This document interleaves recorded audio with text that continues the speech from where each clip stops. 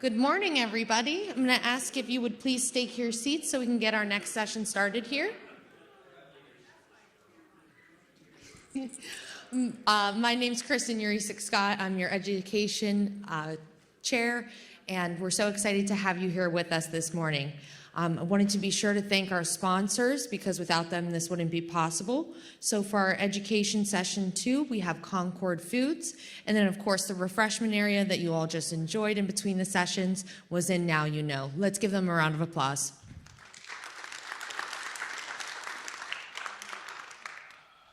Be sure to download the app if you have not done that yet and complete the app surveys. We're always looking for your feedback that you guys have on the sessions for this morning to continue to improve and bring you the best education.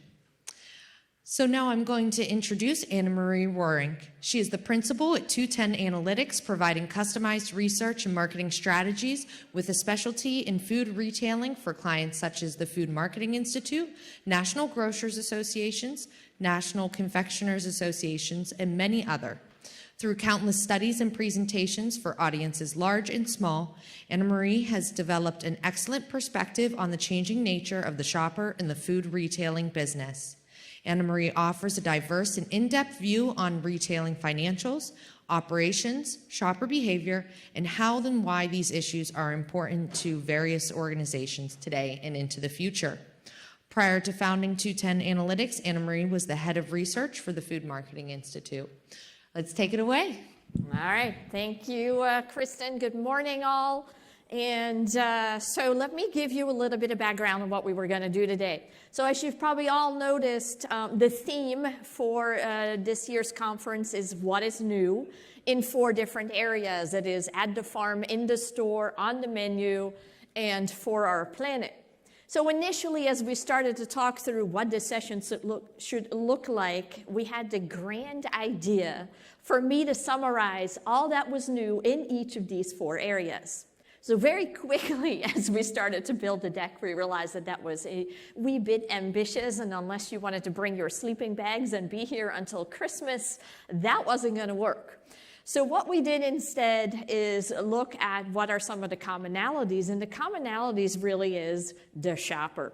Because ultimately, there are some things that we do within each of those pockets, within each of our companies, that the consumer never even sees, and often it has everything to do with replacing labor or efficiencies that we didn't have before. But many technologies and innovations are geared at something that the shopper does have an opinion on.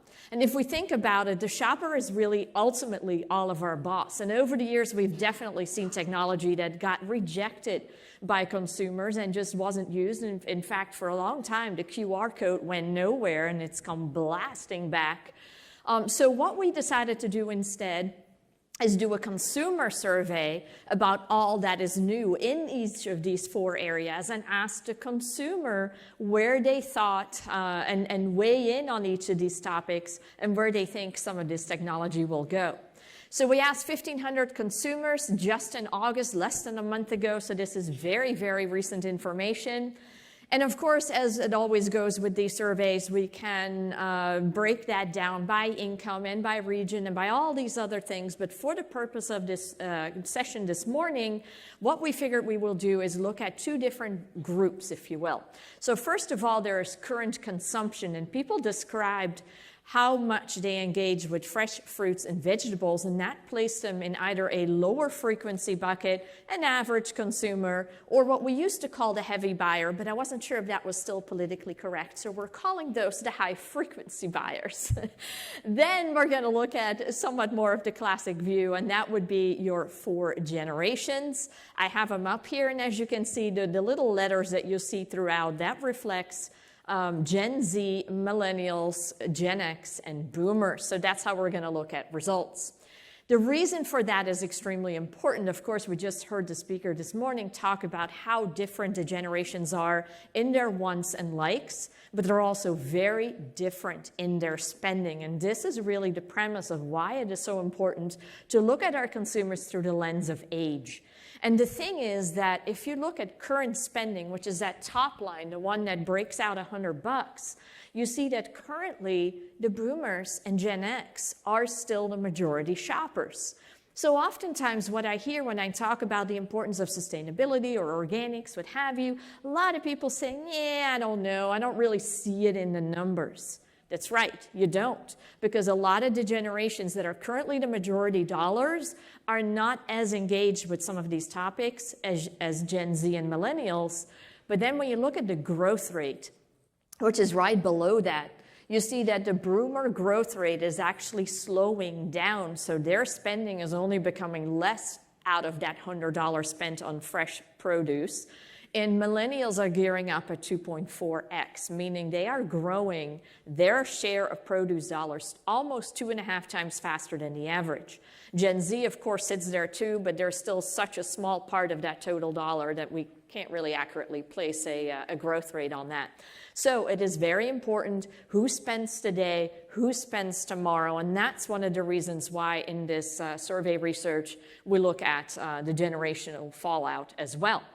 So we're going to start off with our For the Planet side of the 4 buckets that we have today, for the simple reason that For the Planet really hits all of the other 3 buckets. For the Planet, a lot of the stuff that we're doing affects how we grow at the farm, how we interact in the store, and of course what's end up in the menu as well. So let's have a look at that. Now, I wanted to start off with a little bit of perspective, because what I often hear is, you know what? Yes, organic is great, or if you think about meat, grass-fed, it's wonderful, but you know what? At the end of the day, the eyes decide, is what a wise produce manager told me one day, and it's absolutely true. Or price still weighs. So what we started off with is, you know what? In the grand scheme of things, when you decide on fresh produce purchasing, what weighs the most? And as you can see, that quality and appearance, the eyes decide, is absolutely extremely important. So all the other things weigh into it. Price weighs into it, sustainability weighs into it, and then there's a fair bit of a group that says all 3 are important to me. But it also shows that with the right sustainability message, you might be able to start justifying a differential. That's message number 1. Message number 2, and let me talk you through this one here, is when we just take a look at that sustainability is more important to me, and you look across the different consumption frequency, again, the 1 apple, 2 apples, 3 apples, representing below average, above average.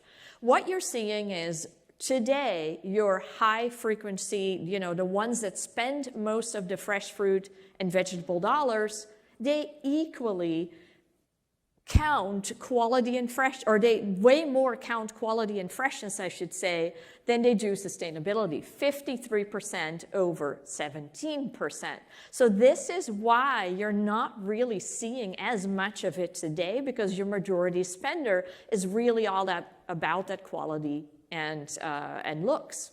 Now, if we look at the generations and you think about how that dollar is growing among the younger generations, they near equally weigh sustainability and quality and freshness. Might that change over time? Yeah, maybe so, but it just shows you the importance of that concept of sustainability in the widest sense. So waste, food waste, package waste, community engagement, taking care of your employees, taking care of the planet, that's what matters to them. So let's have a quick look at how that breaks out. And as you can see here, we asked throughout the survey about sustainability relative to buying a particular produce brand, to buying from a certain store, or even a restaurant. And as you can see in each one of these columns, whether we look at food waste, package waste, taking care of the people in the supply chain, or giving back to the community, all of these things matter quite a bit to 5 to 6 out of 10 people, regardless of whether we look at brand, the store, or the restaurant. And a lot of the focus is on the store for your retailers here in the room. Now, as you see, the numbers were slightly lower by restaurants, and we followed that up with a question, and we said, you know, when you think about eating out or picking up food that you did not make or bought in the store, does it still matter, that whole sustainability of produce? And as you can see, there are quite a few people who say, well, it matters a little bit less. Because if you think about it, in a restaurant setting, it is often the entire image of the restaurant that makes it an organic or locally sourced, what have you. So the individual component is more hidden within the meal. But certainly at a retail type of setting, you see a lot of focus on the idea of sustainability relative to produce.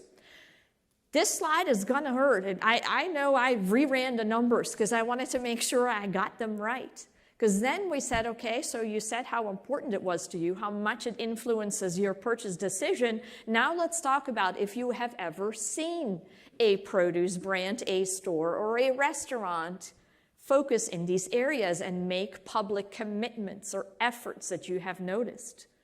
It is astounding to me. 6 to 7 out of the 10 shoppers said, never seen a produce brand talk about food waste or a store or a restaurant. Limit package waste, nah, never seen that either. Fair pay, well, we do a little bit better in grocery and in restaurants, but don't know about it relative to a produce brand. The only one where we do decently well is community support. If you think about it, a lot of that tends to be more outward facing, where we have certain charities that we're doing, or we have the posters in the front of the store where we show that.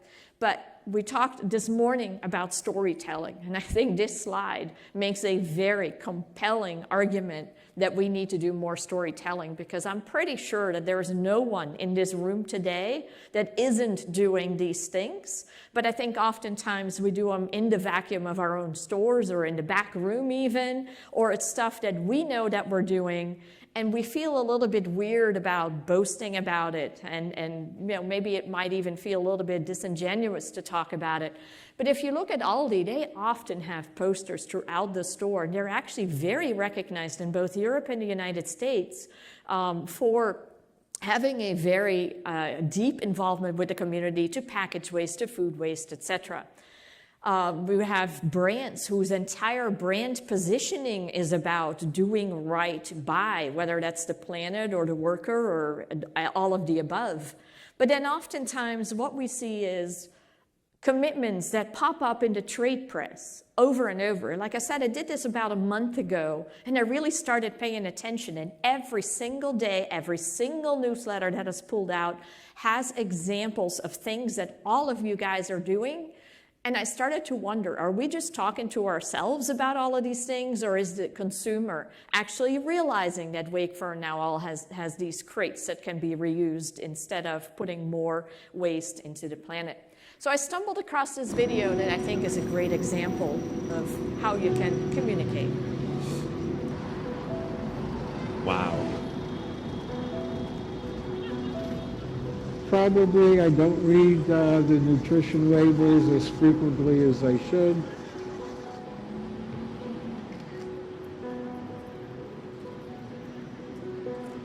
I had no idea. That's crazy.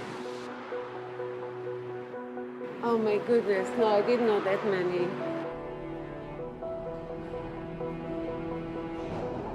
You gotta know what's healthy. You know, a lot of people aren't educated enough about actual good food and what you should be eating and when.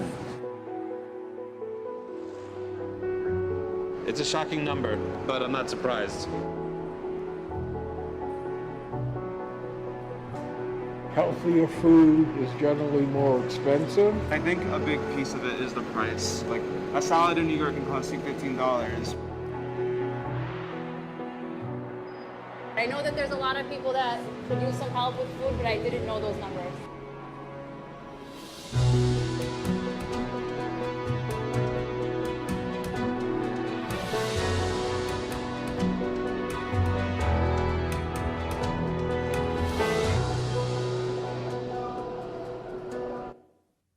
Great example of addressing the community, addressing health, addressing the planet, and everything else. So how about what specifically people are looking for? Well, the who and the where is definitely important, as you can see here. We asked people about, do they want to know what country the items that they're buying in the produce department, where the produce is coming from relative to country or region or state. Fairly high interest there. And as you can see, when you look at our lower frequency and our higher frequency buyers, knowing more about the food that is being bought today is really something that our higher frequency shoppers want to know about. So this is a message that resonates with our best buyers. Who grew the produce is also of quite high interest, 46%. And again, a lot of these are not 70 or 80, but there is enough interest in the marketplace that telling the story is an important thing to do. When we checked into the how, we see very similar kind of numbers, and 58% say, I want to know if there are sustainable farming methods. I want to know what sustainable farming means. I want to know 44% if you did anything to help reduce water or help reduce energy. If you think about all the fires that are happening out in the California area, there's a lot of media focus there that apparently that has to do with using too much water and what have you. So there's a lot of information that consumers are absorbing in other ways. And if you have a positive story to tell in those regards, as we heard this morning, it can really make a big difference relative to your customers as well as your employees. Where do people want to learn about it? Well, label is number one. And as we all know, we like to show both the product and the label. So that always provides a challenge as to how much we can cram on the label. But of course, with a lot of the new label technology that we'll look at here in a minute, we've been able to really extend what is on the label by fold-outs, by QR codes, and really by combining that physical label that is on the package with the digital resources that can be combined with it. Fortunately, the consumer is very much following us in that because, yes, package label is number one, but if you look at the ones that follow, you see websites being big, you see social media being big, and in-store signage as well. So let's look at a couple of examples there. Oftentimes, we see opportunities now where there's a QR code directly on the package, allowing people to go from the package directly to whatever message you have for them. But there's also a lot of different call-outs, as you can see here, an example of talking about the 100% recycled plastic used in the package, or Scan My Dream, which is a technology where you hold up your phone and a little video pops up and you can hear about the person who picked the pears or the blueberries and hear a little bit more about their dream. How about third-party certifications and all of this? This is an area that I look at a lot for chocolate as well that tends to have a lot of certifications. The interesting thing is certifications tend to matter to younger shoppers, and they tend to matter a whole lot less to older shoppers. Don't know why that is. I suspect that, for older shoppers, there weren't a whole lot of certifications, so it's really more about the trust that you just place on the words. But third-party certifications, as you can see, the biggest one that draws the attention of consumers are the fair trade, the non-GMO, really all of them sit right around 4 to 5 in 10 people, and that is something that matters more to younger shoppers, as we've now talked about, who are the ones to gear up their spending over the next couple of years. So let's switch from the planet to right here now at the farm. So our first question at the farm was, what about all these new varieties? And this question came about because I was talking to a college professor who talked about the capital consumption of apples. And he goes, I don't get it. We've put so much effort into new apples and varieties and marketing. And he goes, and yet the capital per capita consumption of apples is unchanged. And what I said to him was, well, maybe it's unchanged because of all the innovation. Maybe people would have grown bored if we had not. So we asked consumers about that, and 83%, and again, you don't often get high numbers like this, 83% of shoppers said, I love seeing fun new varieties. And in our surveys, we used the examples of cotton candy grapes and seedless avocados.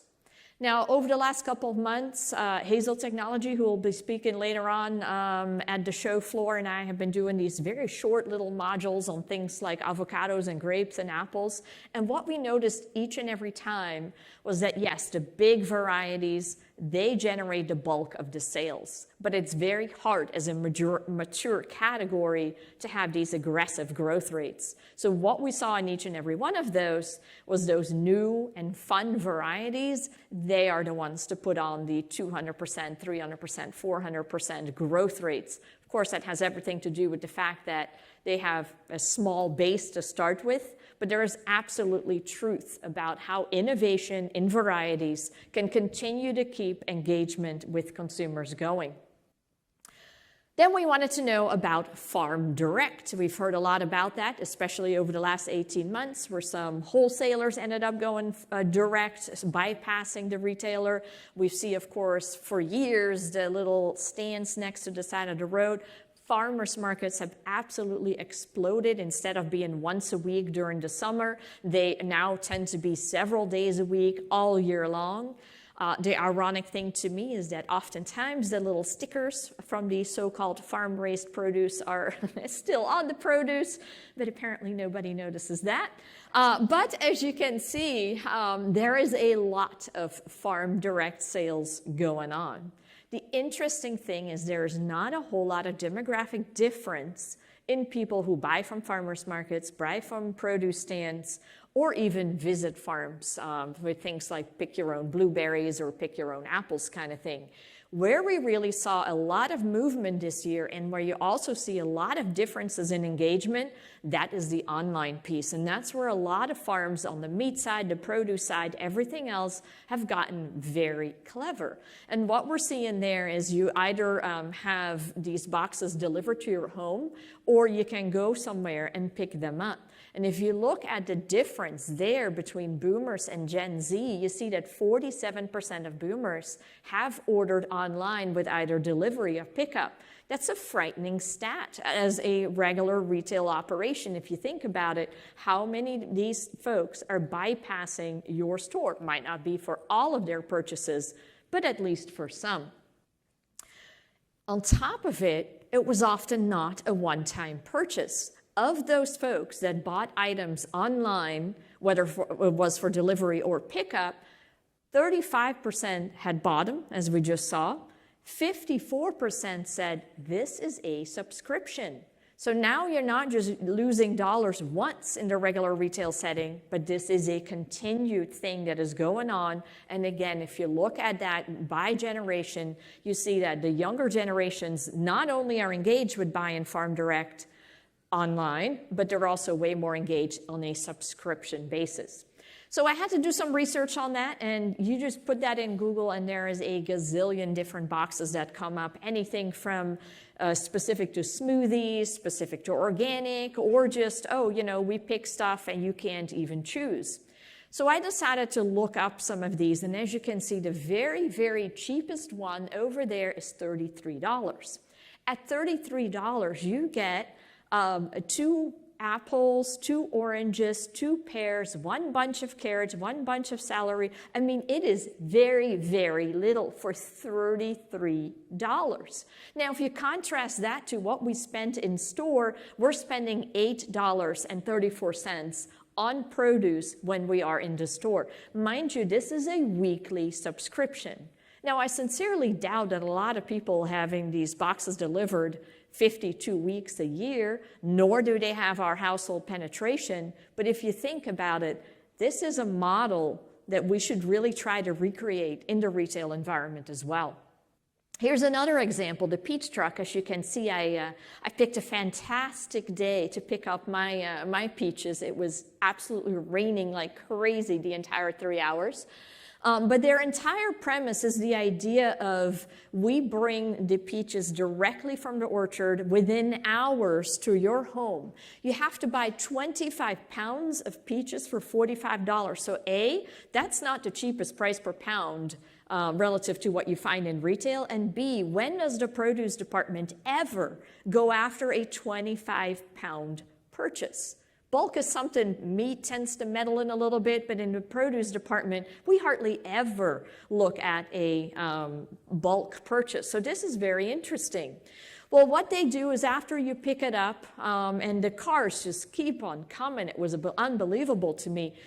As soon as you put in the order, you keep getting these emails about what you're able to do with the peaches, and you get recipes, and even after you pick them up, oh, we hope you're happy, and then they teach you how to ripen them at home. They say either put them out on the counter or put them out on your table, give it 2 to 3 days, and when they feel soft, then put them in the refrigerator and they won't ripen any further.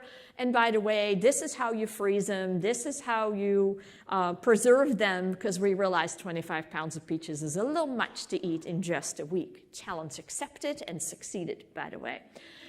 If we compare that to what people spend on peaches over a 52-week period, or spending per trip, I should say, it's $4.15. So the peach truck purchase is 10 times bigger than what people spend on peaches in store. So I think there's a lot of learnings in there. If we think about, can we do better about teaching people that we can just freeze blueberries, or how you freeze blueberries or peaches or anything like that? Talk a whole lot more about how fast that produce really makes it from the field into the store. A lot of people believe that that takes weeks and months. They have no idea. And of course, I think we're going to see the emergence of a lot more loyalty clubs and loyalty cards. We just saw Albertsons announce the whole idea of a Prime, Amazon Prime-like report. So I think we're going to see a whole lot more about that. But the idea of a bulk purchase is a very, very interesting one. Then we asked about growing methods, and we asked people, do you have a preference for either outdoor grown produce the traditional way or hydroponic? And as you can see, 43% said, no, I don't really care. It's really about the price point, the quality of the appearance, or the sustainability story. But if you look at the people that do have an outright preference, you see that outdoor growing does still have a little bit of an edge. If you break that out across the different generations, you see that the younger generations tend to over-index for having an outright preference for hydroponic. But wait a minute, they also have an over-index for outdoor growing. And that's something I see in a lot of surveys. A lot of the younger generations, they're not neutral. They don't, if you have that 5-point scale, that number 3 is typically neutral. That's where you see a lot of the older generations sit. The younger generations tend to either not like or like, and if you think about it, that's a great reflection of what typically happens on social media as well. In other words, regardless of what your growing methods is, you have a great opportunity to tell that story and connect with younger shoppers either way, but we gotta do some educating. And that's really where technology and innovation has made huge inroads. Because even though I live in Florida, I'm able to visit the field in California just by punching in a code, and I can see exactly where it was grown, who picked it, and where it came from. Now, on your other side, you see Carrefour in Morocco that has a lot of hydroponically grown items with stations right in store with QR codes. QR code has really become a huge mechanism in this sense, on package as well, just continuing to educate. We asked people about visits. Do they like that idea? And as you can see, that's quite compelling. In fact, nearly 50% of people like the idea of being able to take a quick tour in a greenhouse and know what that looks like. And look at the interest for Gen Z and millennials. More than half say they would love to explore a greenhouse, and they're always on their phone anyway, so what a great opportunity to teach them more and teach them about the benefits as well. That was another question we asked. And we said, hey, to your knowledge, don't go looking it up, just answer from what you know today. What are some of the benefits of hydroponic growing? And as you can see, every single one of these, in a way, is actually a benefit of hydroponic growing. And yet, the top one at 47% is less or no pesticides. So some of our messaging is trickling through, but among people that, even know hydroponic growing or prefer it, a lot of them don't even know the benefits. So we have an opportunity, whether it's outdoor or indoor growing to really educate people about what some of the benefits are, what the facts are, and as we heard this morning, tell that story a little bit.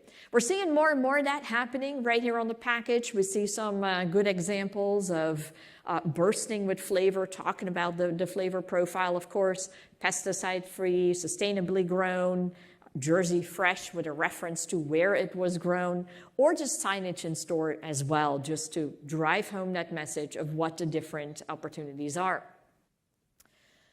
We also see more and more, I haven't seen a whole lot of it in the United States, but certainly internationally, Canada, Europe, you see more and more of the indoor growing. It doesn't tend to be something that they're doing just to supplement the items they have available in the store, but it's really about educating people about how indoor growing happens. And right there on the glass and on the packaging, there tends to be a lot of the talk about, hey, this is 90% less transportation, or this is no pesticides, etc. So something to keep in mind there as well.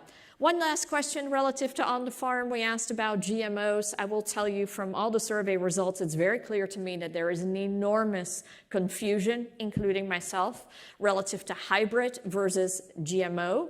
And so we tried to describe GMO. We talked about the fact that it might make them more disease resistant or do better in transportation.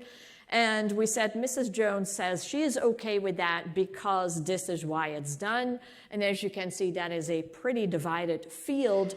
But again, I think it comes down to communications, and at the very least, talk a little bit about how the cotton candy or those types of product, grapes, come into, and there is a big difference between the GMO and hybrid as well, because there does tend to still be a little of a mystery surrounding all of that. All right, now our biggest area that was in store. There were so many new innovations and technology in store that we had a hard time picking, but let's have a look at these. First of all, let me start off by saying that we all talked a lot about e-commerce, and we're going to do that as well.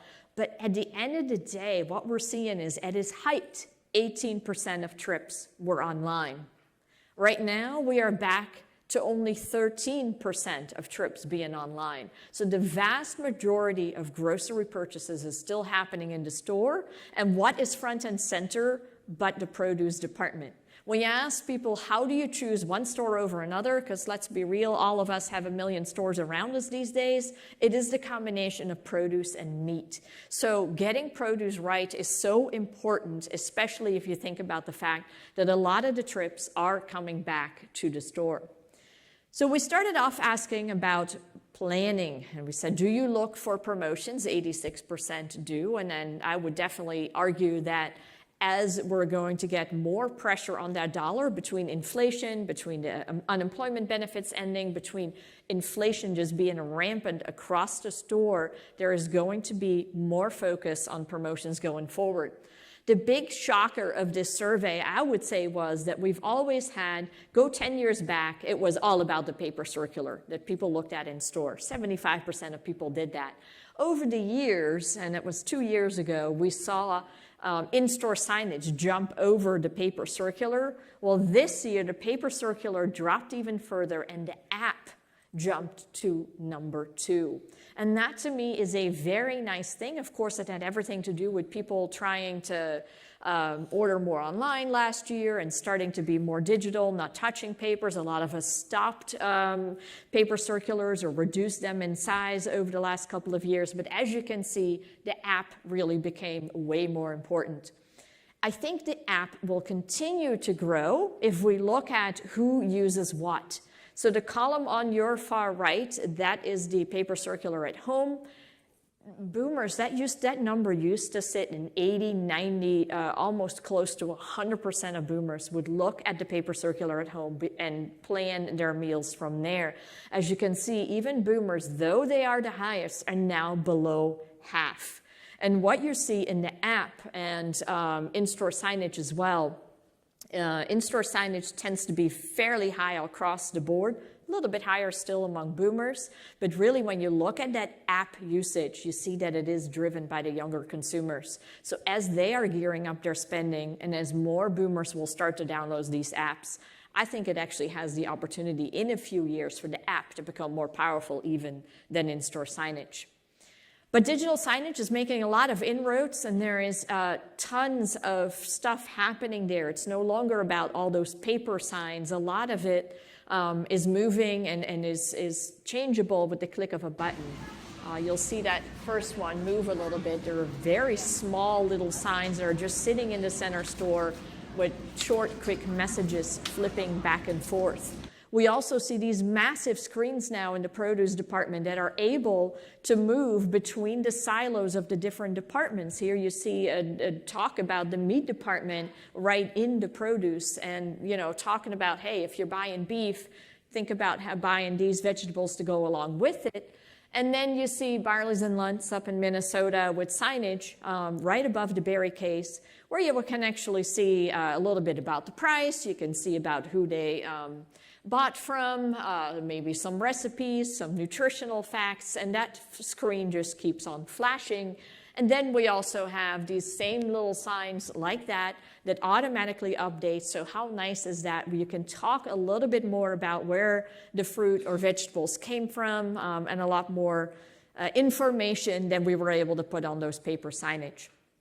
The app, as I mentioned, I think that's a wonderful thing for our industry. As much as people want to know about the products, we're able for the app, for instance, to go from the vitamin backwards. And if you're on a keto diet or you want a lot of vitamin C or whatever it is, you're now able to search on the app, find what you're looking for, and go backwards from there. Or meal inspiration. Look at different types of meals and get all the items from there. Or even have people say an opt-in to getting on-the-spot promotion. So you're walking through the store, you're in the produce department, and up pop the different promotions that are there. Talking about push notifications, check this guy out.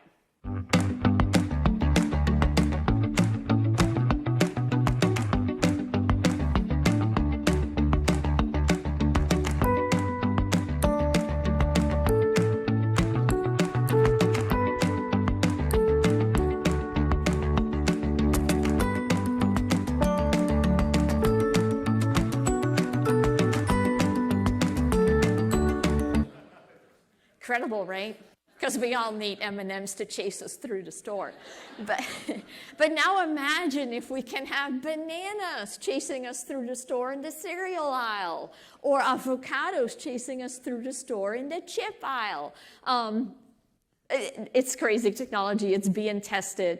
But the point being is purchase decisions are really taken throughout the store, and we have an opportunity to really inspire differently. Then we asked shoppers about personalized context. I've been doing research for a long time. And for many years, people said, nah, that's a little too big brother for me. I'll figure all this out. I don't need all this personalization, but boy, has that changed. And if you think about it, whether you're on Amazon or anywhere else, oftentimes you get recommendation based on your past purchase history using AI technology, and that's exactly what people are starting to like for their grocery shopping as well. So 68% say, I like the idea of personalized promotions relative to produce. And if you look at our best shoppers, that's 74%. So those are some big numbers. Then we said, for those of the sample that ordered online, do you like the idea of having recommendations as you're on the app or as you're on the website? 63%, and again, much higher numbers in the young generations. So for a while there, if we think about our circular, if we think about everything that we're doing, it was all about sameness. Well, sameness is out, and in a way, we have to go back to the good old mixed tape. Because when did we make a mixtape? We made it when we wanted to do something special, or if we had forgotten our special person's birthday party, we quickly had to come up with something. But the point being, of course, now music technology allows us to really interact and personalize something, but we've known this concept for a long time. I was working with Coborn's, a retailer up in Minnesota, and they actually shared the numbers with us. And what they do is all the items that are in the ad, they mix them up with all the things that you have bought in the past. And so rather than everybody getting the same ad, you get an ad with all the items that you have bought before that are on sale at the top. Now, how wonderful is that? They get an open rate of nearly 14%. Now, the marketers in the room will tell you that a typical open rate is between 1% and 3%. So this works. Same for coupons. They go beyond their own coupons and they go to things like coupons.com and also look at whether these are items that you have bought before with a very high open rate. What they all start with is the same exact way that Pinterest starts. If you open a Pinterest account, it will tell you what are some of your interests. And you put, well, I like to paint, or I like to carve wood, or whatever it is, and then it starts to send you content. So that is how they start off, and then start layering those past purchases on top. Where do they want all this stuff? Well, guess what? It is the label. Again, there is a lot of demand and a lot of just desire to see different things on the label. It starts off with nutrition, and I've looked at this specific to mushrooms, specific to other categories, and the nutrition is becoming way more important. We definitely saw that here over the last 18 months. We want to know more about the origin, and you see all these numbers are quite high. In fact, the lowest one is 27%. So there is a lot of demand of things that need to go on the label, so that's something to take a look at as well. Unfortunately, there's a lot of technology in those areas. We've talked about the QR code. You've probably all seen the labels that fold out and have recipes with it, or talk a little bit more about the folks behind it. But there's some really cool technology, especially in the wine department. Here's 2 quick videos on that. And hold your phone over the label.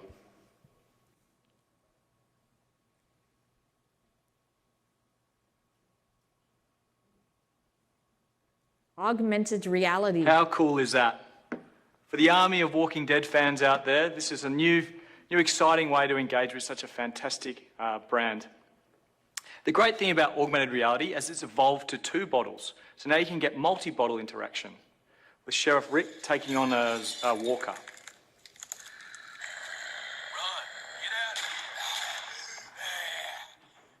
Wow, right? Imagine being the star of the party as you show everyone these amazing experiences. But it's not just the Walking Dead wines. It could be learning about the history of Australia with an icon like Beringer and Beringer Brothers, taking a trip back in time to the 1800s with Jacob. Or Chateau St. Jean, a famous winery in Sonoma that's using Margot van Stoveren, a winemaker for 30 years.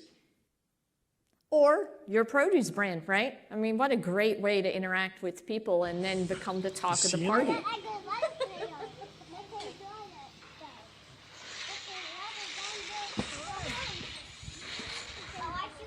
Imagine having a little video of how the strawberry grows or anything like that. So there is so much happening now with technology that we can start to take advantage of.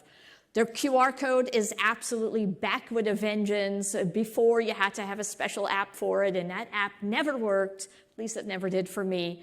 Now all you do is hold up your phone to it, and it starts to work. And restaurants have done us a huge favor in this sense. Oftentimes they don't print menus anymore. And I've been watching this for a while. Initially, when I started going back to restaurants, that poor waiter had a whole spiel about what to do with the QR code and hold your phone up to it. These days, they just said, we're not doing menus, there's the QR code, and off you go. This is really becoming something that regardless of age or anywhere where you dine or interact with, this is how it works. So I took a quick video while I was in store just to show. So there comes the little thing that you click on, and from there you go to the website. You can click on recipes, you can click on how it's produced, you can click on the history of the company, making it very, very easy to extend the content of the label into the digital environment. Store signage, of course, we have a huge opportunity there as well, not just for promotions, but really to educate as well. And this is where you can have some fun with just rotating signage, talking about different recipes, talking about what it's going to taste like. I thought that was a really interesting call out on that long list of what people want to see on the label was talk a little bit about the taste. So especially if you're not an everyday potato or apple or grape type of thing, or you have a new variety, try to describe that taste a little bit. Self-checkout, that was an area I wanted to hit because I don't know about you, but I get so frustrated when I have to check out bulk produce in self-checkout. Well, I'm not the only one, as it turned out. In fact, 9% said, I don't care, I will not use self-checkout at all. But then specific to bulk produce and self-checkout, only 49% said, I don't really mind. That number is much higher among boomers who coincidentally also buy way more bulk produce. But that means that you're annoying 51% of shoppers who have to ring up bulk produce in the self-checkout. So those are big numbers. If you think about a checkout is our last touch point in the store, and do we really want to be annoying all these people in the last touch point? In addition to what we're seeing is that fixed weight has been an area of growth for many years, and it really became an even bigger area of growth last year. So interestingly, if you look at it in 2019, all the growth came from fixed weight. What I mean with fixed weight is something that is every single item is the same price. You can just scan it. You don't have to weigh and put that code in. And as you see, relative to the first 6-7 months of this year, again, all the growth is sitting in fixed weight. A lot of people started talking about, well, you know, people are afraid during COVID to touch produce that's been touched by other people. That is a little bit of a part of it, but as you can see, this is a trend that far preceded COVID, and it has everything to do with the fact that we're putting in more self-checkout. We're doing more online ordering as well. So this is something that will continue, and here you see some interesting technology on self-checkout. In order to use this checkout system, you need to use this special basket. All you need to do is put in the items that you want. Each item is affixed with an RFID tag, and this RFID tag is the key to this checkout system. Now, we place the basket in the robotic checkout system. The bottom of the basket opens, and the items go down below. There, the items are placed into a plastic bag, and the RFID tags are read. The total is displayed here. All that's left is to pay. Your items are ready. That's the dream, right? This is 7-Eleven in Japan, some of this technology in China as well. But there's a lot happening on the front end, and we need to think through that as the produce department as well. I absolutely believe that we're going to continue to see a growth in fixed weight because of those self-checkout systems, because of seeing more organic and value added, which all tends to be fixed weight, more online shopping. So in order to have that speed as we're picking in orders, also, again, fixed weight is important. And then the whole development that we've been seeing in the store formats themselves. Check out this video.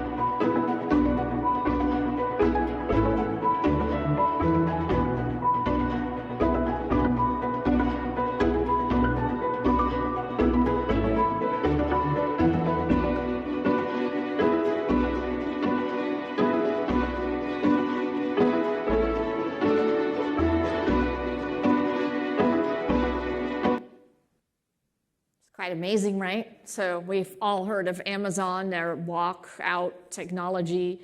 This week they announced that they're actually going to have a whole Whole Foods format with that walk-out technology.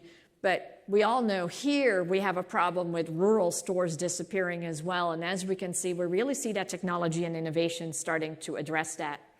But with all that fixed weight, there is a lot of pressure on packaging. And that is something that a lot of consumers care about.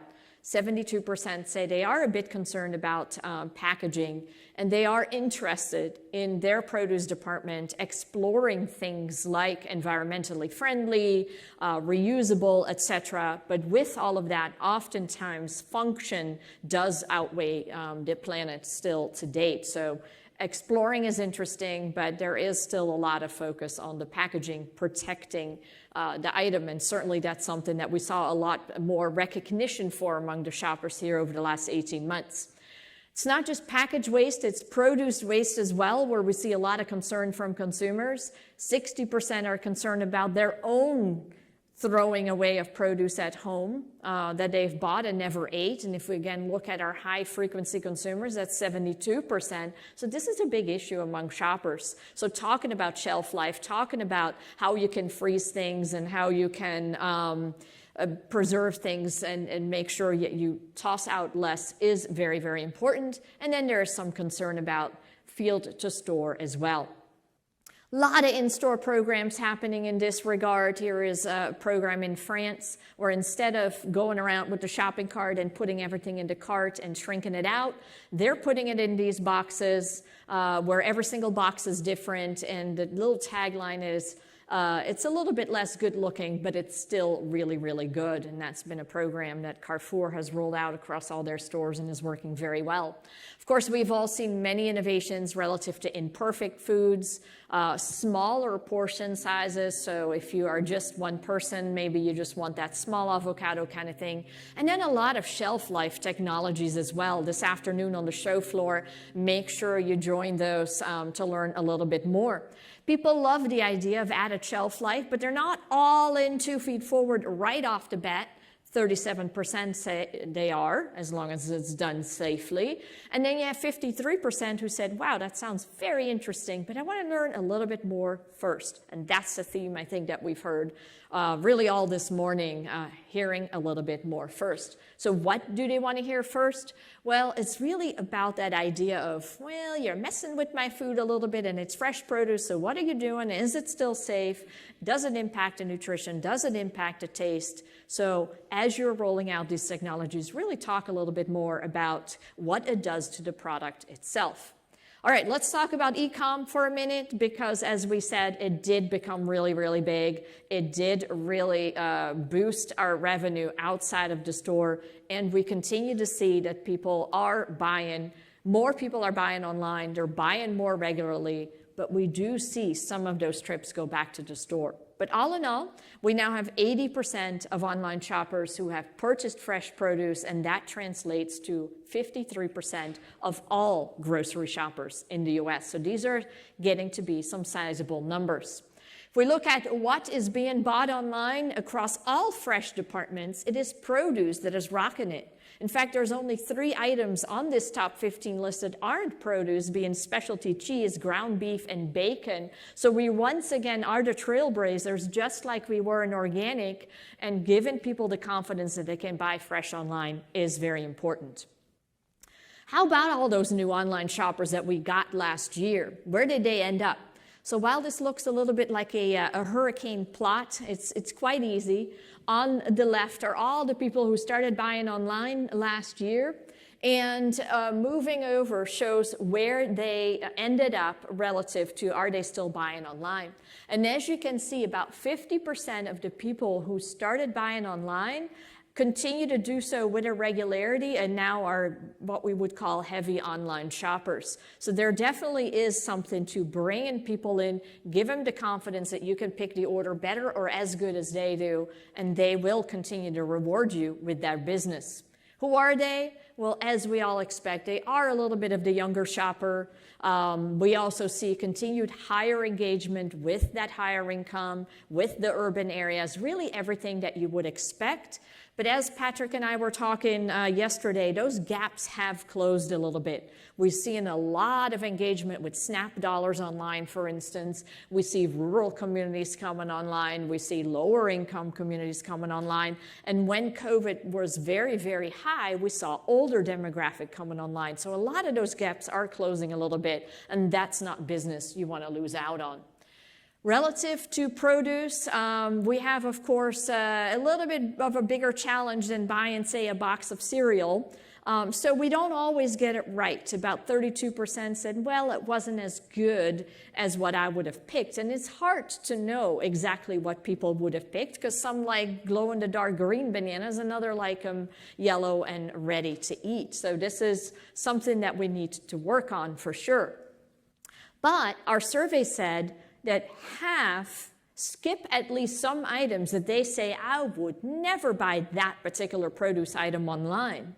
And when we asked them what that was, you see all these things popping up from avocados, bananas, strawberries that were actually on the list of high categories that were bought as well. So we can overcome this, but we really have to address it. And here's an example from Tesco out of the UK market that on their website explains that they guarantee that the peaches in this particular case have a quality and freshness guarantee, and then they're picked by people who know that they're doing. So overcoming that trust factor is very, very important, because are we then completely losing out on those dollars? Are they now going to the farmers markets for those dollars? So making sure that those 50% do end up in the basket is very important.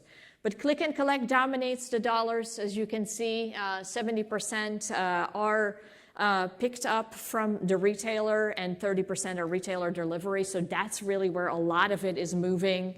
And delivery expectations are very, very high. 26% within the hour, 32% within a few hours. So the crazier we get on our promises, the crazier their expectations are becoming. Now with Gorilla entering from Europe into this market with 15-minute delivery. Think about that.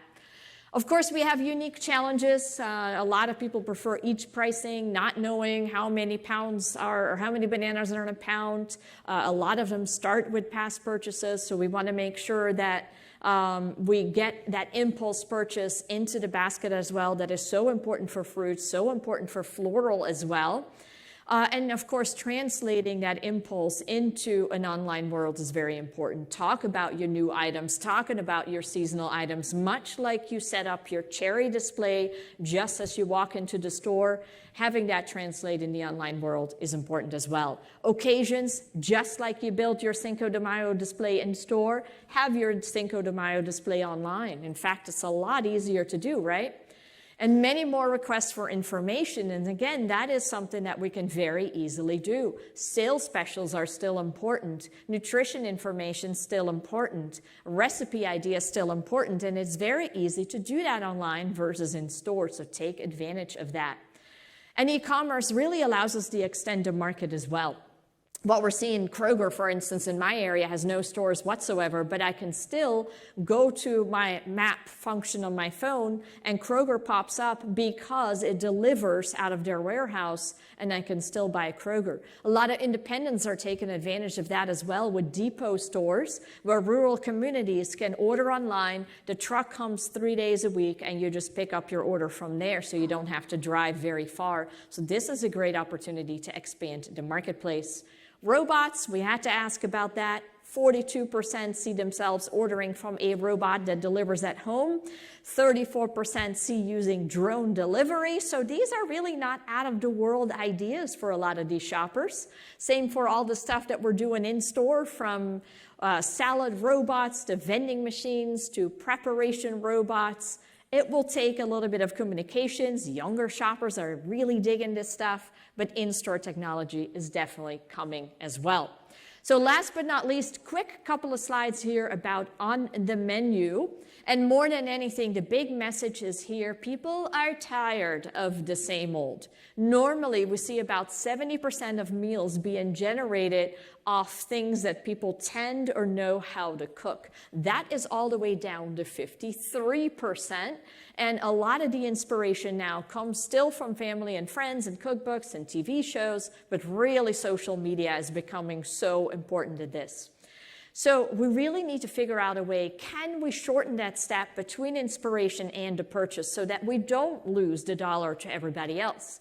And here you see that there's a lot of people who have some interest in that, and here you see an example. If you're in Pinterest, I'll just narrate this for a little bit. As I was looking for elf on the shelf ideas, I saw this, I clicked on it, and it shows you how you can make a blueberry galette, I think they call it, in very quick steps. And then you'll notice right below it, in that blue, it says shop for this recipe. When you click that, it automatically goes to the Walmarts near you because, of course, we know exactly where we're at all times.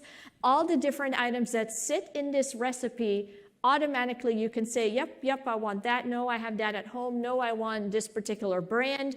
Then you go to checkout, and guess what? It is delivered within the hour. So we have really shortened the step between inspiration and purchase, and that's really where technology is leading us. We have a lot of in-store technologies from in the Whole Foods and Amazon stores where you can simply go up to the thing and ask Alexa what pairs with lamb or what is a poblano pepper. Having that shopping cart right there as you're loading into tomatoes, you can start to add recipes. So a lot of interaction and instant inspiration. And then there is TikTok. Unbelievable what this platform has done. I remember a couple years ago, we were like, do we need to ask about this in surveys? And everybody's like, no, that's for the kids. We don't need to ask about this. Unbelievable what this has done. This is the watermelon challenge. Has anybody done it? Couple of you. So look at this video. It's watched more than 2 million times, and it caused a spike in mustard and watermelons. Here we go. Watermelon and yellow mustard, trust me on this, it is so good. Grab yourself a juicy watermelon, cut that baby up, juicy. Get yourself some French's yellow mustard, it has to be French's. Pour that sucker on, and cheers. It's so tangy, it's so vinegary, and it matches so well with the watermelon's sweet juiciness. Trust me, this is so good. That's brilliance, right? I mean, woo! 2 million views and actresses and all these famous people getting into it, newscasters trying it. This is how things goes viral these days. The Chipotle TikTok dance, even greater. Chipotle went out and posted their numbers. It is to date still the best performing TikTok video in the United States.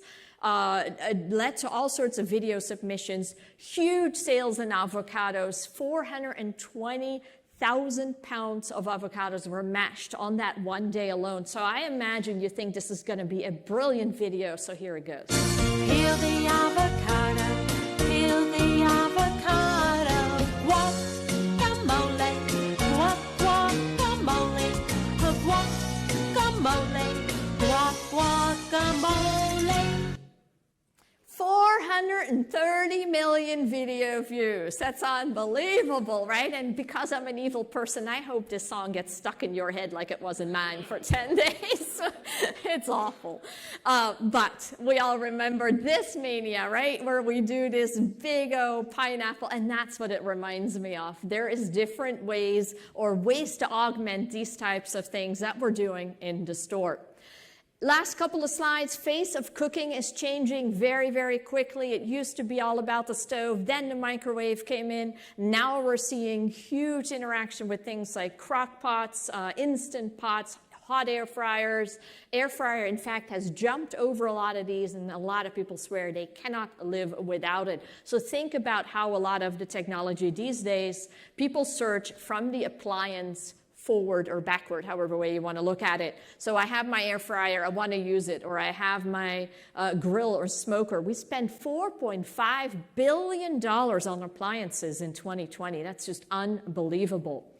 And at the same time, here we go. We see a lot more blending happening between retail and food service. If you think about it, we've all heard of these ghost kitchens, and over the last couple of weeks, we've heard a lot of information about Walmart opening these ghost kitchens, which bring the menus from several restaurants into one spot. So a lot of blending there, and we continue to see that consumers recognize menus have gotten smaller. They've recognized that they want more vegetables in those types of meals. So whether you're in your store, you're on the restaurant side, vegetables and fruit are something that a lot of consumers want to see more of.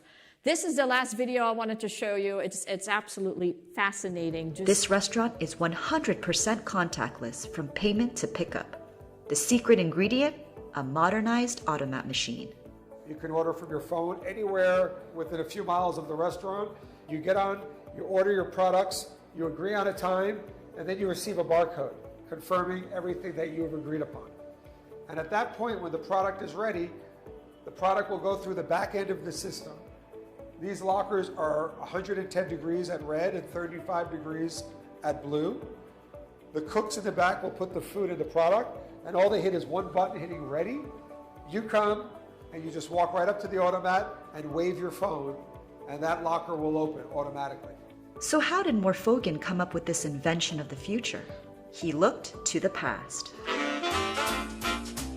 Automats first came out in the late 19th century and boomed in popularity over the next several decades. They were basically cafeterias with food vending machines. You push a button, drop your coins in a slot, lift the lid, and get your dish. Actress Doris Day shows you how it's done in the movie That Touch of Mink. It was a very big Hollywood thing in the 20s, 30s, 40s, 50s, up to the 60s. What happened was in the 70s, technology failed the automat. And that's what happened here, is that you couldn't use a dollar bill, you couldn't use a credit card processor. You basically had to go there with quarters in your hand or wait online to get quarters to use the automat. And that's when the automat fell out of favor. And again, technology killed the automat. And what I believe, if we could do driverless cars, it was time to bring the automat back, because I did it on two things: efficiency and economics. Fascinating, right? And so absolutely, we see a lot of technology coming around, but his message is also very clear. Sometimes technology fails technology. We asked a bunch of questions about ordering retail food service, and as you can see, some of the biggest generational gaps of how you want to order. More than almost 9 out of 10 boomers say, when I go up to your retail food service, I want to order from a person, with a person, forget my phone and a kiosk and everything else. But then when you look at using your own phone, that's the majority vote for Gen Z. So as we think through technology, first of all, the story of technology is simply never done. Innovation, that's just it. It keeps innovating. So as we go through our innovations in our technology, this is a never-ending cycle. We also have to keep in mind that technology ultimately has to be accepted by consumers, and some of them love it, some of them don't, and there are still big generational gaps. At the end of the day, I think one of the biggest messages, as we heard this morning, is that the secret often is still our people, as hard and as simple as that is all in of itself. Innovation has definitely different growth, as we saw earlier, and it will continue to drive growth and engagement, so it's a great thing to embrace.